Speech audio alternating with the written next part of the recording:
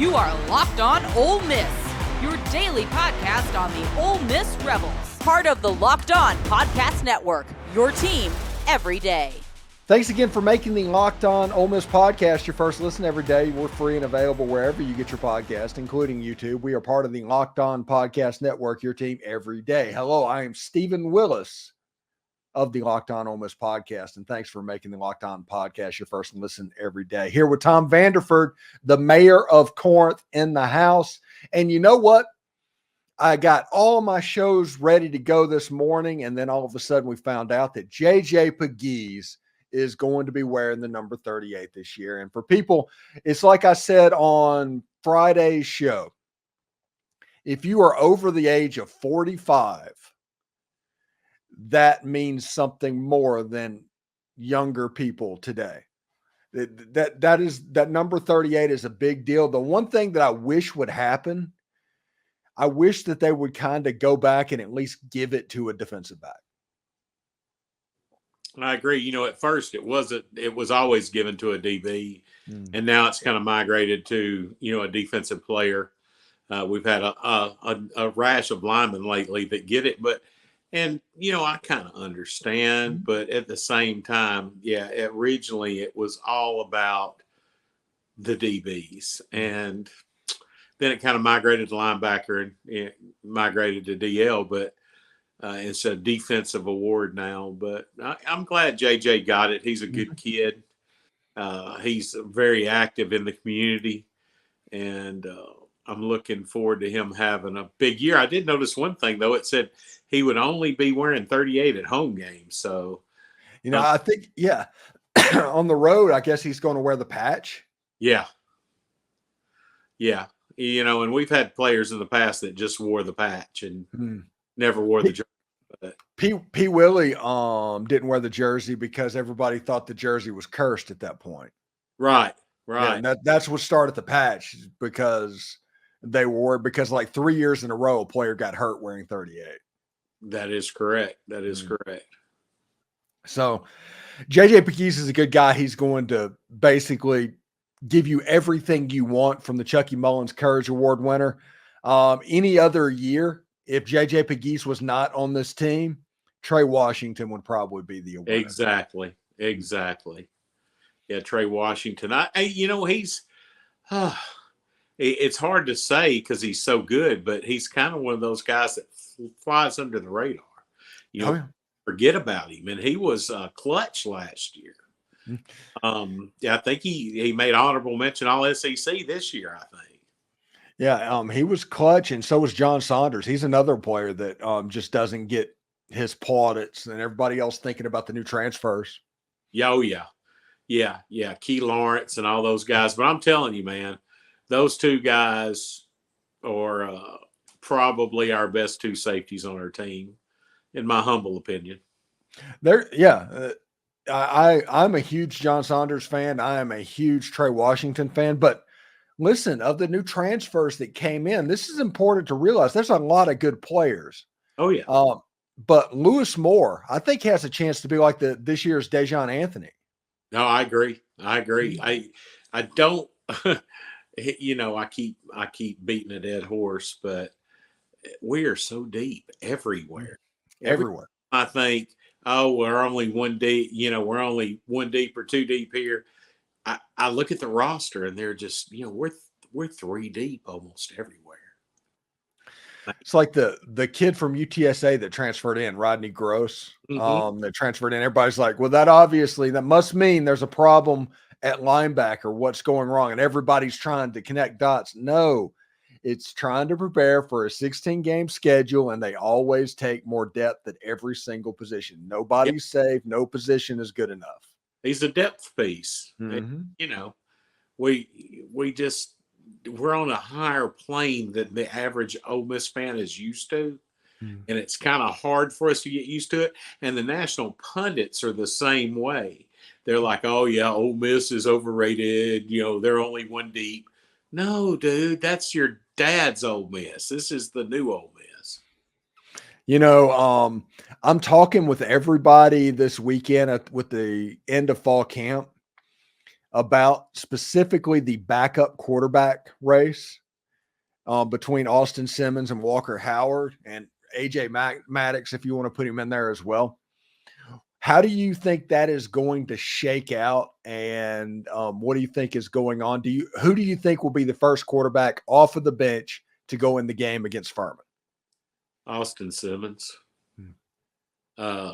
Reading some things that you put on Twitter and some things, talking to some people that I know, he's well ahead of the other two. Which is a good problem to have. You know, I've just amazed at our quarterback talent and depth, but yeah, Austin Simmons is special. Yeah, you put on there, they were throwing in South Florida, all those South Florida kids, they work out during the off season together. And part of that, they were down there this summer, and Joe Milton was down there, and Jalen Waddle was down there. And there's a lot of professional athletes that were there. And there's a picture of Austin Simmons standing next to Joe Milton. And I'll be danged if Austin Simmons isn't almost as big as that guy. He is. I mean, I know this guy that I've known for a few years now said he's Tua plus a few inches. And, he's the real deal. Now, don't get me wrong. The other two guys are good. Mm-hmm. They're just not in that group that he is. I think he's going to be a first-round draft pick. I really do. I think he has that type of potential. He genuinely does. And from what I've seen, I think that Austin Simmons is going to be – do you remember, I think it was 2018 or 2017 when Ole Miss played in Tuscaloosa? I think it was 2017. And Jalen Hurts was the quarterback, and it was like 31-3 at halftime was the score. Mm-hmm. And Saban pulled Jalen Hurts out of the game, and you're like, oh, thank goodness. He pulled him out of the game. We have a chance to keep this thing from getting crazy. And they put Tua in the game, and Tua just carved Ole Miss up like at a severe level. It's like, who is this guy? This is before the fourth down touchdown pass in the national title game. Right. Yeah, I genuinely think that this guy has a chance to make an impression onto the scene this year in that same way. I do too. I do. I think Jackson Dart is wonderful. I want him to get through this season healthy. Mm-hmm. I want to have a wonderful season, a Heisman campaign type of season. But if something happens and he gets injured for the first time that I can remember, we are good to go at quarterback. Yeah. Thanks again for making the Locked On Ole Miss podcast your first listen every day. We're free and available wherever you get your podcast, including YouTube. We're part of the Locked On Podcast Network, your team every day. We are turning the page towards college football with Tom Vanderford. We'll be talking about the Furman game and week 0 that is happening today. So stick around for that. Hey, Locked On Ole Miss fans, I want to take a moment to give you a heads up about a brand new mobile game that I think you're going to like as much as I do. It's called Ultimate College Football HC. In this amazing game and simulation, you get to step in the shoes of a head coach and lead your college football program to glory. Can you imagine actually being the coach of Ole Miss? From the recruiting players to hiring coaching staff to overseeing training camps or handling school scholarships, you control every crucial detail of your program. It's all in your hands. Will you be able to handle the pressure? And here's what I really love. Your strategy will not only determine the success of your football season, but it'll also shape your future and your legacy in the program. Ultimate College Football HC is completely free, though. It has no ads and is 100% playable offline. You can play on the go as you want, whenever you want to. And of course, we have a special offer for Locked On Ole Miss fans. Use the promo code LOCKEDONCFB, all one word, all caps, inside the game store to receive a free boost to your program. Make sure you take advantage of this perk because you will get off to a strong start. To download the game, visit ultimate-cfb.com. Ultimate-cfb.com. That's Ultimate College Football HC. You can look it up in the App Store if you need to. Begin your coaching legacy today. You know, Game Time is the place to get your Ole Miss tickets. With killer last-minute deals, all-in prices, views from your seats, and the lowest price guarantee, Game Time takes the guesswork out of buying Ole Miss tickets. There's less than 100 tickets left to buy through the ticket office for Mississippi State. Every other SEC game is a sellout. The only way you're going to get it is through apps like Game Time. And this place has the lowest price guarantee, event cancellation protection, job loss protection. They take the guesswork out of buying Ole Miss tickets with Game Time.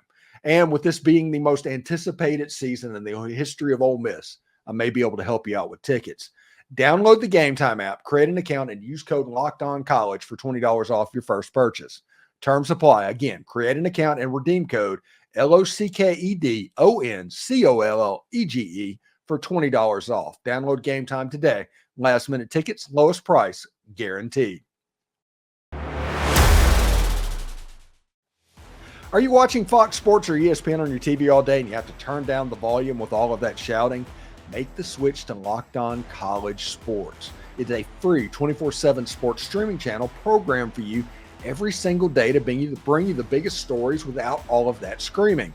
Locked On College Sports brings you all of that stuff. They're streaming 24/7 on YouTube or the free Amazon Fire TV channels app. They're part of the Locked On Podcast Network, your team every day. I recommend this. Our show has been on Locked On College Sports pretty much the whole week. That is pretty cool what's going on there.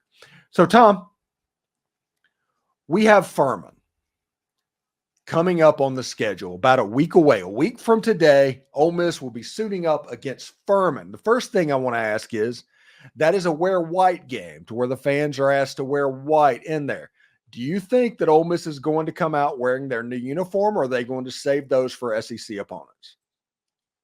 I don't know. They'll wear some variation of it. I don't know if it'll be the complete whiteout. I would think that they would save that for, a road game of some importance. Maybe LSU. I don't know. LSU's colored uniforms. Personally, I would love for us to wear the traditional Ole Miss uniform against LSU. But they do have that. Sometimes LSU does wear colored uniform for home games. So, but there, I maybe Florida would be a good time to wear that. But that's one thing that you mentioned. It's that we never wear the same exact combination. Mm-hmm. We've always got a different combination. So it'll be exciting to see. I do think it'll be something similar, but maybe even just a white helmet, but we'll see. And it's worth remembering probably for the Georgia game. That is my guess, the Georgia game. The new Realtree helmet's going to be debuted too. Oh, yeah. I figure that'll be the Georgia game. If everything goes as it should, knock on wood, that Georgia game will probably be a game day game and, all the pageantry that, of a playoff game. So, yeah, I think that's when we'll see the new Realtree helmets. Yes, and the rumors that I've heard about it, and it's just rumors. It's just people talking. It may be true. It may not be true. But it's a navy blue themed uniform combination with the helmet. It's designed to go with the navy jersey as opposed to going with the powder blue. I like that. There was a time where, our super special games were when we donned that navy blue jersey. So. Hey, I realize they're going to do something probably special that game because all the eyes are going to be on it. But I am convinced. I wish Ole Miss would come out in the Johnny Vaults that game with the numbers on the side of the helmet, a powder blue helmet with the navy blue jersey. They've worn them one time, and I think that would be so cool, especially with Georgia wearing red or white and red and all that. It looked really good. I think it would be neat. Yeah. Thanks again for making the Locked On Ole Miss podcast your first listen every day. We're free and available wherever you get your podcast, including YouTube. We are part of the Locked On Podcast Network, your team every day. Tom Vanderford, what do you got going on this weekend, buddy? Oh, dude. Well, I got, we record this on Thursdays. I've got some doctor appointments tomorrow. And then, I'm just going to watch football, man. I got three, as we record this on Thursday, I've got 3 interviews tomorrow. I've got the preview for Furman with the Furman person. I've got an interview with John Forcade, which I'm very much looking forward to that. And I've got an interview with John Macon Gillespie for his Sunday night piece as well. So, yeah, I've got 3 interviews tomorrow. And then Saturday, I am doing nothing but watching football. I'm enjoying it. And I'm liable to send like insiders post during the course of the game. It's like Florida State and Georgia Tech are playing. Why are you doing this? It's like, I'm just so excited. Hey, me too, man. Yeah. I'm an engineer. And what's funny is I was sitting talking to some young engineers today about how excited I was. And they were like, "You're talking to the wrong guys, man. We hate sports." I'm like, "Oh, dude." Yeah. It's like, come on. Come on. It's Georgia Tech's an engineer school. It's in the fight song. From Georgia Tech. And he's like, "Yeah, I won't watch it." He's actually a UGA fan. So, yeah. I think it's funny that every school has derogatory nicknames for their rivals, especially in the South. The common thing is like just call them rednecks or something like that. Oh, yeah. Yeah. But Georgia fans' derogatory term towards Georgia Tech, they call them nerds. Oh, yeah. Hey, I believe it, man. I believe it. I asked the guy, I said, "Man, you didn't go to football games the whole time you were there?" He goes, "Dude, I had to study." It's absolutely nuts. Anyway, Tom, thank you for stopping by this week, and we'll talk to you next week, bud. Next week, we're moving to, it'll be on Friday night. Heck yeah. Hotty toddy, man. Hotty toddy, man.